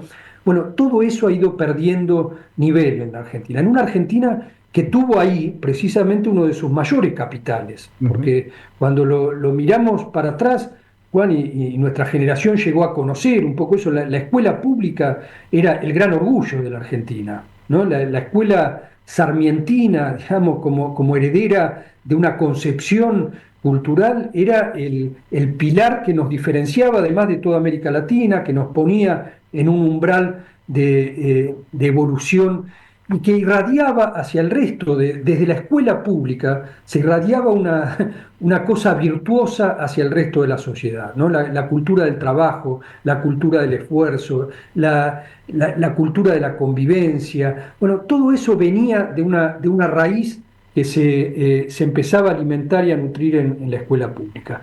Yo creo que esa raíz hoy está enormemente debilitada y por lo tanto el deterioro que hoy podríamos circunscribir a esa escuela pública del conurbano imaginaria, digamos, y digo esto para ser gráfico, pero el problema no está solamente en el conurbano, no está solamente en la escuela pública, también está en la escuela, en la universidad, también están las instituciones intermedias, pero bueno, para focalizarlo de alguna manera, me parece que la crisis que hoy podríamos identificar ahí es la crisis que se irradia a todo el sistema político, a todo el sistema de convivencia pública en la Argentina, bueno, a toda la cuestión de los liderazgos, de la virtud dirigencial. Bueno, me parece que ahí tenemos un nudo, un punto en el que podemos identificar, si se quiere, el núcleo, la génesis de la crisis más profunda de la Argentina, ¿no? Mira, te voy a hacer una combinación a ver si puedo aprovechar para que tu respuesta conteste varias preguntas, ¿no?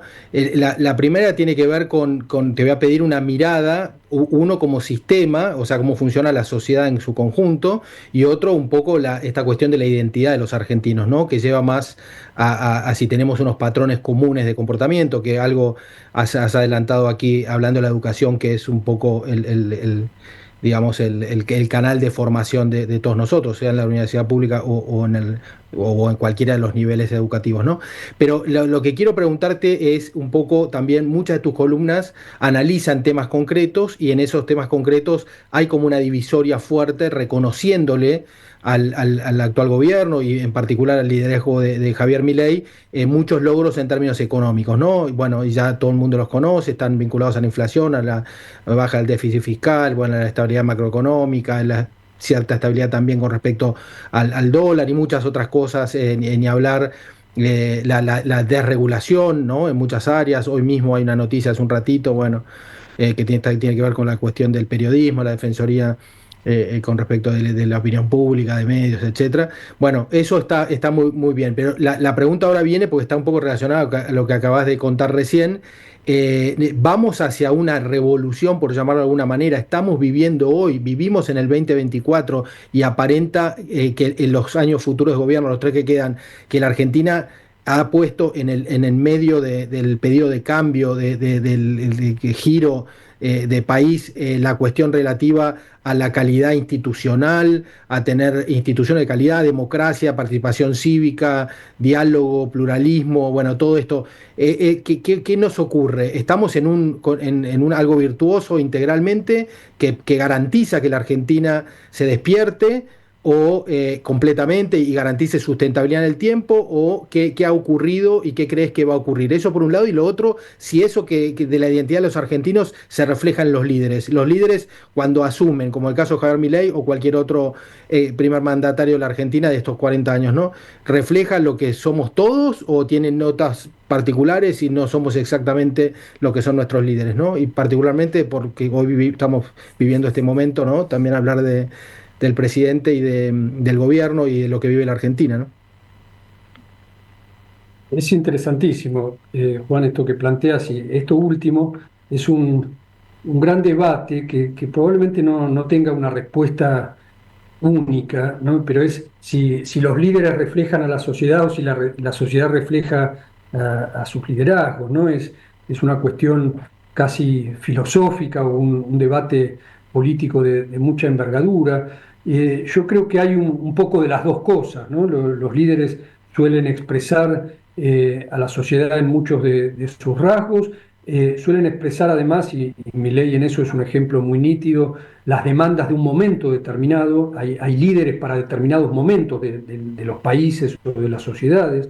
Bueno, Milei evidentemente encarna el estado de ánimo de la sociedad argentina en un momento determinado, que es un estado de ánimo que combina dosis muy fuertes de enojo, de hartazgo, de indignación, y cierta vocación de ruptura, ¿no? Esto que ya habíamos visto en algún otro momento de la historia contemporánea, en el 2001, cuando se impuso un poco aquel lema que se vayan todos, que implicaba cierta vocación social por la ruptura del statu quo, ¿no? Bueno, me parece que con 20 años de retraso y de acumulación de ese hartazgo, de esa impotencia social, de ese enojo, de esa desesperanza, Milei emerge como un líder muy fuerte que sintoniza con ese estado de ánimo, que sintoniza con esa demanda. De manera que en este ejemplo estaríamos viendo un poco lo que vos planteás de un líder que refleja a la sociedad, pero que al mismo tiempo,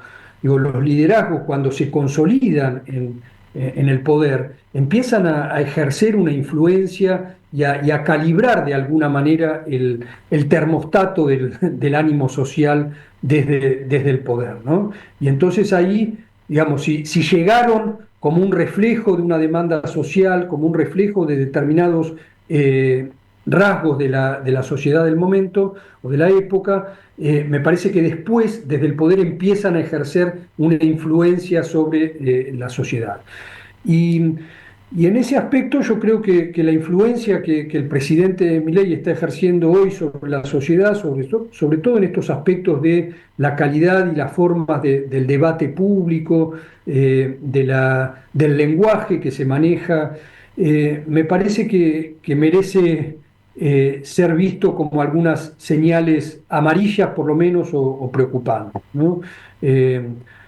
Yo creo que no hay acá una mera cuestión de formas, como muchas veces se intenta minimizar la cuestión. Creo que las formas en muchos aspectos hacen al fondo de las cosas, y que cuando desde el poder se maneja un lenguaje agresivo, un lenguaje violento, en muchos casos, bueno, me parece que ahí hay un factor definitivamente preocupante y que no alimenta la buena convivencia, sino que por el contrario la deteriora en un país donde, decíamos antes, ya las normas de convivencia vienen muy debilitadas en un proceso largo, porque también es cierto que la violencia en el lenguaje del poder no es algo que haya inaugurado Milei, ya lo habíamos vivido y sufrido con distintos estilos, con distintas modulaciones quizá, pero durante el largo ciclo del kirchnerismo también habíamos naturalizado esta lógica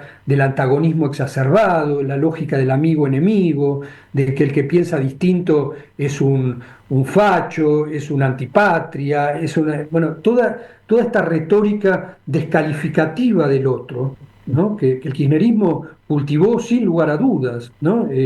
Quizá con modos que hoy podrían resultar con matices diferentes de los que vemos en Milei o en los libertarios, pero que responden a una lógica y a una concepción similar, que es la de ver al que disiente como un enemigo, al que hay que descalificar, al que hay que agredir.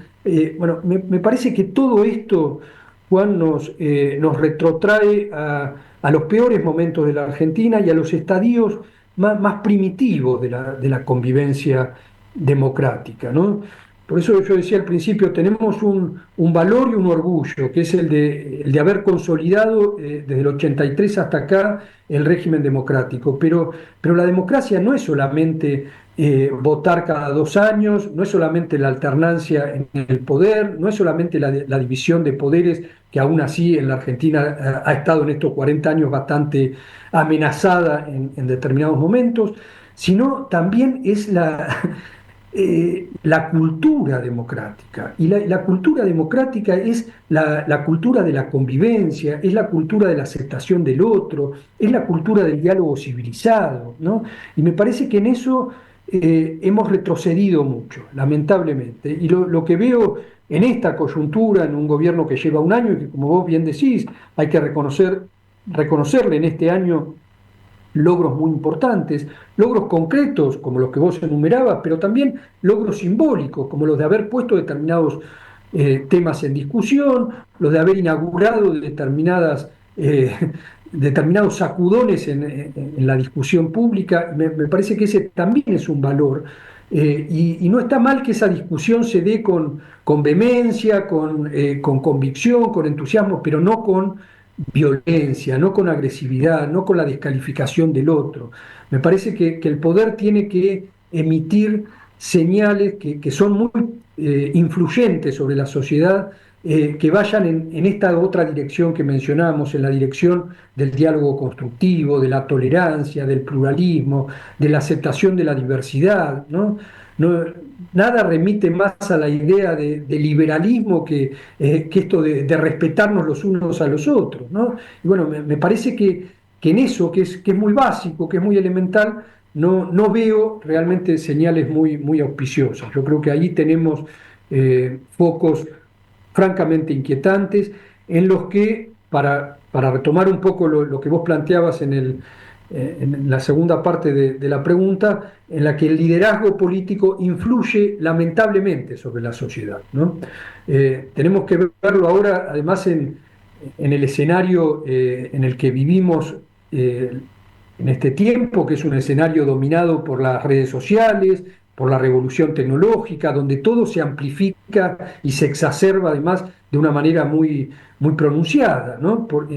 Entonces, esto exige aún mayores cuidados, porque cuando empezamos a ver el rebote que esa retórica agresiva tiene a través de las redes, ¿no? Y las redes son un ecosistema en el que empieza ya, no empieza ahora, pero cada vez más, de manera más gravitante, empieza a transitar la vida política, la vida institucional, la vida, no solamente la comunicación social, sino lo hemos visto, Juan, en el Congreso, por ejemplo, como las sesiones de una Cámara como la de diputados o de senadores, casi de manera paralela, transita a través de las redes, además de lo que pasa en el propio recinto legislativo o en el propio recinto de las comisiones, ¿no? La discusión en las redes empieza a influir y a gravitar sobre las instituciones de una manera muy directa, muy marcada. Bueno, entonces, ¿cómo repercute el calibre, el tono del debate político sobre las redes y cómo se amplifica y se profundiza y se exacerba a través de las redes? Es un punto en el que tenemos que reparar muy especialmente también, y la dirigencia política tiene que... Entonces, bueno, me parece que en todos estos aspectos, en este plano, ahí también nos debemos una discusión sobre, bueno, qué estamos convalidando, a qué nos estamos acostumbrando, qué estamos naturalizando, que el debate político en la Argentina pase por la violencia retórica, por la descalificación, el bullying digital, por las hordas digitales. Cuando el otro día un dirigente libertario, militante, en un acto dijo: Nuestra arma son los celulares".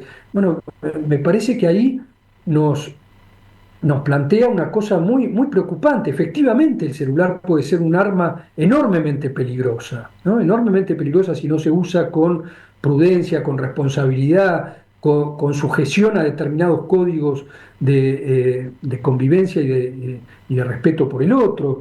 Hoy, a través del celular, pueden hacerse realmente daños muy grandes a la reputación de las personas, a la dignidad de las personas, a la tranquilidad de una sociedad que a través del celular puede verse incentivada a la crispación, a la violencia. Bueno, me parece que son temas sobre los que nos merecemos una reflexión profunda y sobre los cuales la dirigencia política y la dirigencia en general tiene una enorme cuota de responsabilidad.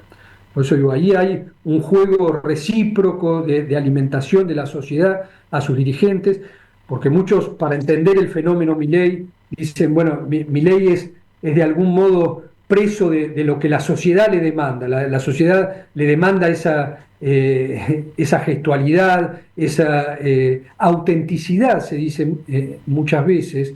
Juan, y yo me permito una profunda discrepancia con eso, como si esto de la agresividad fuera un rasgo de autenticidad, ¿no? Yo digo, ¿cómo? La autenticidad pasa por decir cualquier cosa a cualquiera de cualquier forma, y esto se reviste de algo virtuoso como es ser auténtico.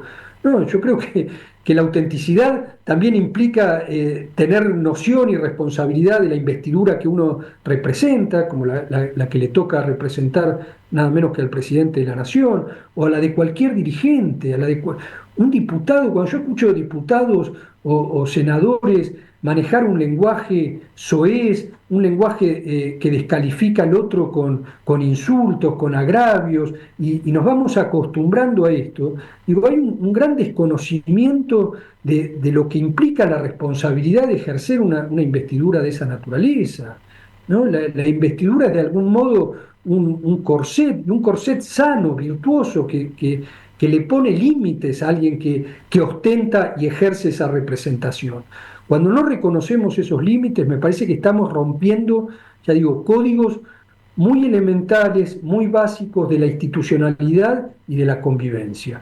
Y si nos acostumbramos a esto, creo que vamos en un camino de mayor degradación.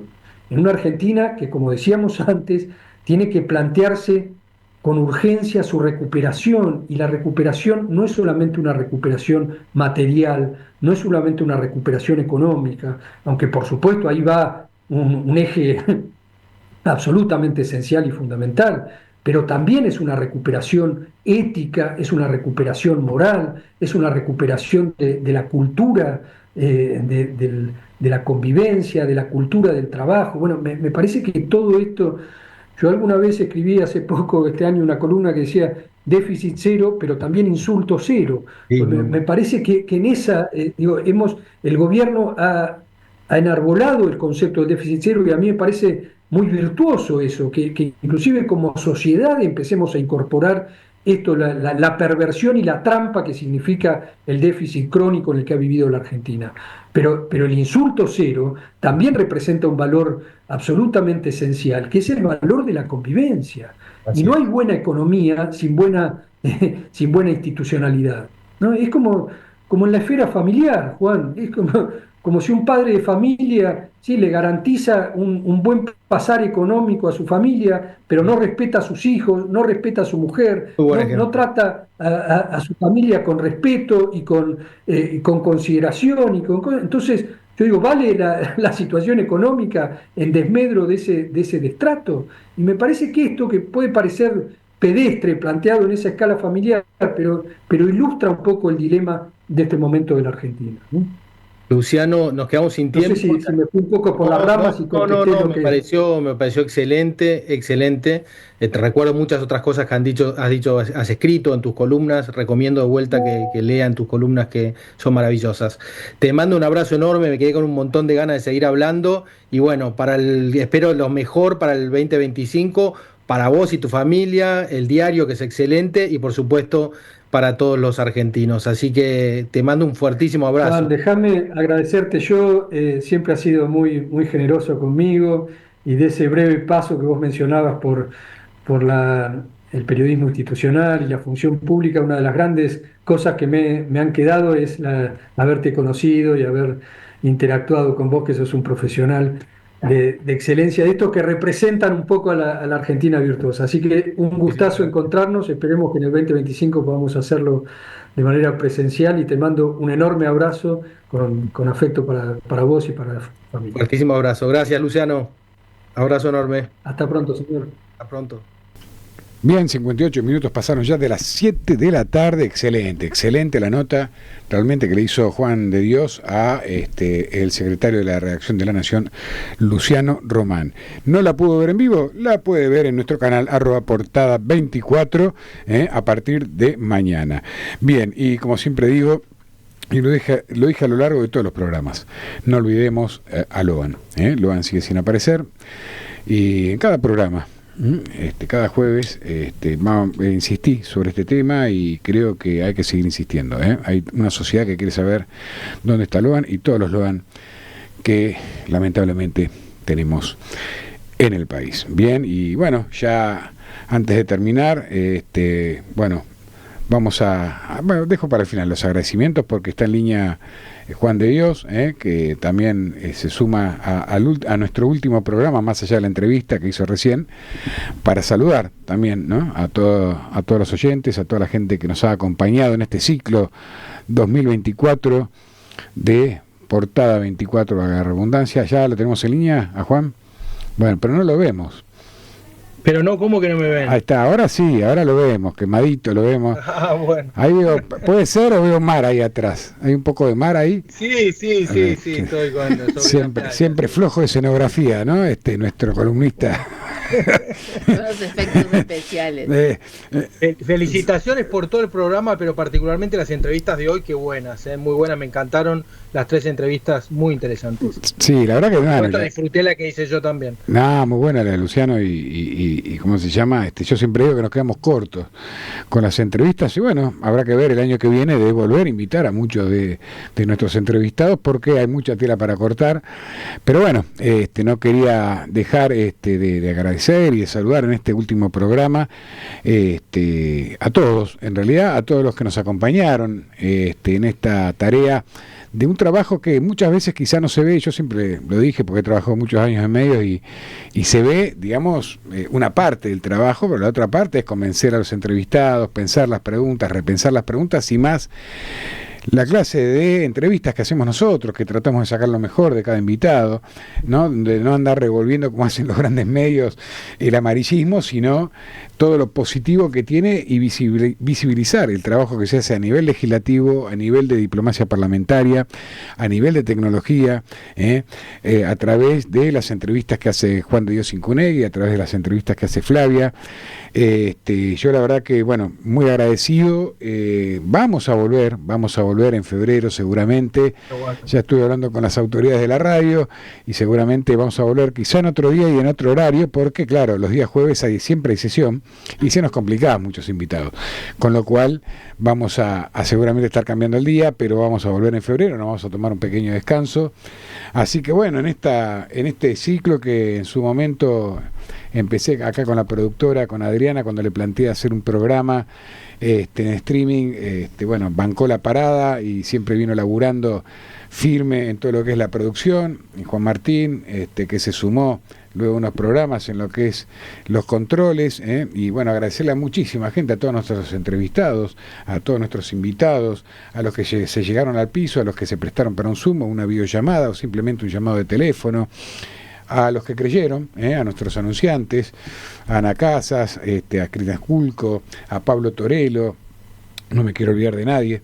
Realmente fue un placer poder haber compartido esta propuesta que empezamos, vuelvo a repetir, con Adriana, que hizo un gran trabajo en su momento. Arrancamos con muchas, no dudas, pero sí cómo irá a streaming la primera vez. Bueno, hoy estamos y volveremos a estar en el 2025 en el mes de febrero, así que bueno, te dejo, Flavia, para que te despidas también vos, y te agradezco obviamente. Yo estoy con 2 amigos trabajando, quiero decir siempre esto porque es importante, acá en el piso y lo que se ve, del otro lado una amiga que es la productora. Bueno, este es un programa que hacemos entre amigos, que nos conocimos a través de la política. Cuando dicen que la política no tiene nada de bueno, bueno, acá es una de las tantas cosas que tiene buena la política. Vinimos de diferentes lugares, muchas veces tenemos diferentes pensamientos acerca de muchos temas de la actualidad. Se puede compartir perfectamente y se puede cambiar opiniones perfectamente. Así que, Flavia, en lo que ya no nos queda de programa, Poquito a poquito, no, agradecida, y recordar aquella frase que cuando éramos legisladores vos dijiste, qué lindo que es hacer política con amigos, y creo que es un poco eso. Para mí fue un disfrute. Bueno, a vos te conocí, a Juan también, a Adriana no, pero sinceramente lo que le pone al programa es lo que no se ve, pero que se visibiliza cada jueves. Agradecida en la confianza que vos tuviste en invitarme, y nada, un placer. Muchas gracias, Flavio, muchas gracias, Juan. Gracias, Hernán, y la verdad que es un placer, muchísimas gracias, estoy muy, muy agradecido, y lo mismo con Flavia, un privilegio para mí acompañarlos, y sobre todo a Adriana, a Juan Martín, a Radio Sónica, a todos y a la audiencia. Te felicito, Hernán, por esta iniciativa que iniciaste con Adriana, excelente todo. Y por supuesto, feliz año para todos. Ahí está. Nos tenemos que felicitar todos. En realidad, lo que hacemos en este programa, me acuerdo cuando fuimos a buscar a Juan a la Universidad Austral, todo serio, y yo no creo que quiera ser medio, y acá lo tenemos, con el mar de fondo, quemadito. Hoy salió de Uruguay, salió de Brasil, de Miami. Bueno, eso es la diplomacia parlamentaria. El año que viene nos va a tocar, Y aparte nos trajo chocolate, que es lo más importante. Bueno, la verdad, muy agradecido a todos, a los que nos vienen siguiendo en las redes. Vamos a seguir estando presentes. En enero van a poder estar viendo repeticiones del programa en nuestro horario habitual. Si se perdieron algún programa, @portada24 en nuestro canal de YouTube. Y bueno, de parte de este gran equipo, de Adriana Virano, que hoy voy a decir el apellido porque no quería, pero hoy lo voy a decir, Adriana Virano, que es nuestra productora ejecutiva. Muy agradecido a todos. Y bueno, que tengan un excelente fin de año. Sigamos apostando por el país, sigamos apostando para que esto salga adelante y que nos encuentre juntos. Mi deseo y el deseo de este equipo, que tengan felices fiestas, que tengan una excelente jornada y nos volvemos a encontrar en febrero de 2025 en esta propuesta que es Portada 24. Feliz año, hasta luego, hasta el año que viene. Desde la ciudad autónoma.